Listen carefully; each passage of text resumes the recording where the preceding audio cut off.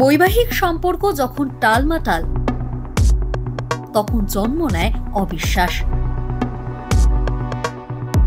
কখনো তা পৌঁছে যায় আড়ি পেতে কথোপকথন রেকর্ড করার পর্যায়ে। এতদিন ধরে এসব কথোপকথনের গোপন রেকর্ড আদালতে গ্রহণযোগ্য হতো না, কিন্তু সোমবার সেই ছবিটাই বদলে দিল সুপ্রিম কোর্ট। রায় বলছে, গোপনে রেকর্ড করা সাংসারিক অশান্তি, স্বামী স্ত্রীর কথোপকথন গ্রহণযোগ্য প্রমাণ হিসেবে আদালতে পেশ করা যেতে পারে। 2021 সালে পাঞ্জাব ও হরিয়ানা হাইকোর্ট এক স্বামীর গোপনে রেকর্ড করা ফোন কলকে গ্রহণযোগ্য বলে মান্যতা দেয়নি। সুপ্রিম কোর্ট সেই রায় বাতিল করেছে। কিন্তু কেন এই রায় এত গুরুত্বপূর্ণ?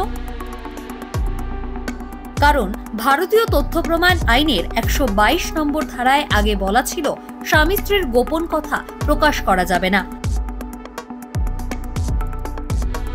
কিন্তু এই রায় বলছে, যদি সম্পর্ক ভেঙে যায় এবং সত্য উদ্ঘাটনের দরকার হয়, তাহলে গোপন কথাও কাজে লাগবে। কোর্ট বলেছে, গোপন রেকর্ড করাও এক প্রকার তৃতীয় পক্ষের স্বাক্ষর সমান, কারণ একটি রেকর্ডিং যদি আলাদাভাবে যাচাইযোগ্য হয়, তাহলে তা সত্য উদ্ঘাটনে সহায়ক হতে পারে।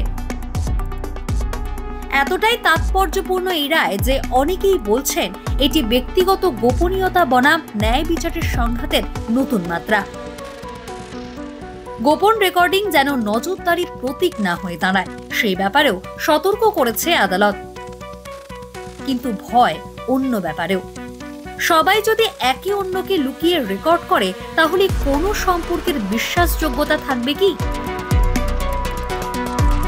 তবু সুপ্রিম কোর্ট বলেছে, সম্পর্ক যখন ভাঙে তখন সত্য জানা দরকার, আর সেই সত্য জানতে এই রেকর্ড কাজে লাগবে।